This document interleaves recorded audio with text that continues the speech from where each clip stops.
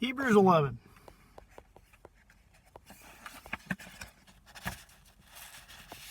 Come on now. There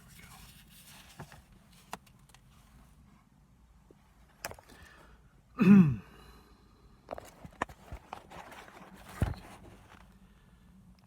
Now, faith is the assurance of things hoped for, the conviction of things not seen. For by it the people of old received their commendation. By faith we understand that the universe was created by the Word of God, so that what is seen was not made out of things that are visible. The things that we see are not made out of something that was visible. By faith Abel offered to God a more acceptable sacrifice than Cain, through which he was commended as righteous, God commending him by accepting his gifts, and through his faith, though he died, he still speaks. By faith Enoch was taken up so that he should not see death, and he was not found, because God had taken him. Now before he was taken, he was commanded as having pleased God, and without faith it is impossible to please him. For whoever would draw near to God must believe that he exists, and that he rewards those who seek him.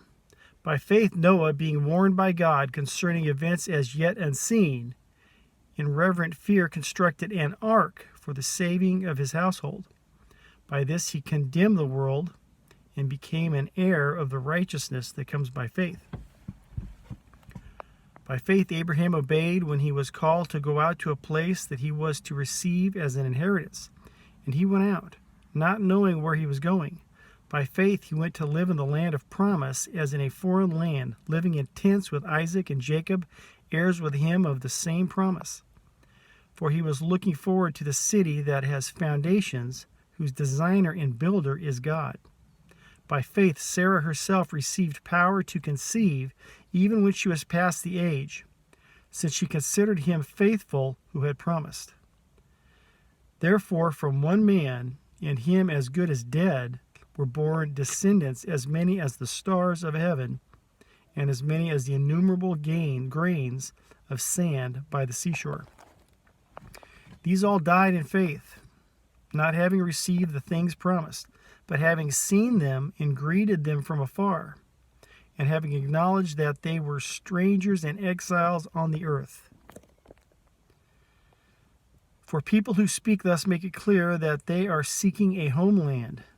If they had been thinking of that land from which they had gone out, they would have had opportunity to return. But as it is, they desire a better country, that is, a heavenly one. Therefore God is not ashamed to be called their God, for he has prepared for them a city. By faith Abraham, when he was tested, offered up Isaac. And he who had received the promises was in the act of offering up his only son, of whom it was said, "Through Isaac shall your offspring be named." He considered that God was able even to raise him from the dead, from which, figuratively speaking, he did receive him back. By faith Isaac invoked future blessings on Jacob and Esau. By faith Jacob, when dying, blessed each of the sons of Joseph, bowing in worship over the head of his staff. By faith Joseph, at the end of his life, made mention of the exodus of the Israelites, and gave directions concerning his bones. By faith Moses, when he was born, was hidden for 3 months by his parents, because they saw that the child was beautiful, and they were not afraid of the king's edict. By faith Moses, when he was grown up, refused to be called the son of Pharaoh's daughter, choosing rather to be mistreated with the people of God than to enjoy the fleeting pleasures of sin. He considered the reproach of Christ greater wealth than the treasures of Egypt, for he was looking to the reward. By faith he left Egypt, not being afraid of the anger of the king, for he endured as seeing him who is invisible. By faith he kept the Passover and sprinkled the blood, so that the destroyer of the firstborn might not touch them. By faith the people crossed the Red Sea as on dry land, but the Egyptians, when they attempted to do the same, were drowned. By faith, the walls of Jericho fell down after they had been encircled for 7 days. By faith, Rahab the prostitute did not perish with those who were disobedient, because she had given a friendly welcome to the spies. And what more shall I say? For time would fail me to tell of Gideon, Barak, Samson, Jephthah, of David and Samuel and the prophets, who through faith conquered kingdoms, enforced justice, obtained promises, stopped the mouths of lions, quenched the power of fire, escaped the edge of the sword, were made strong out of weakness, became mighty in war, put foreign armies to flight. Women received back their dead by resurrection. Some were tortured, refusing to accept release, so that they might rise again to a better life.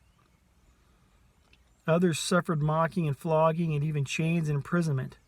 They were stoned, they were sawn in two, they were killed by the sword. They went about in skins of sheep and goats, destitute, afflicted, mistreated, of whom the world was not worthy, wandering about in deserts and mountains and in dens and caves of the earth.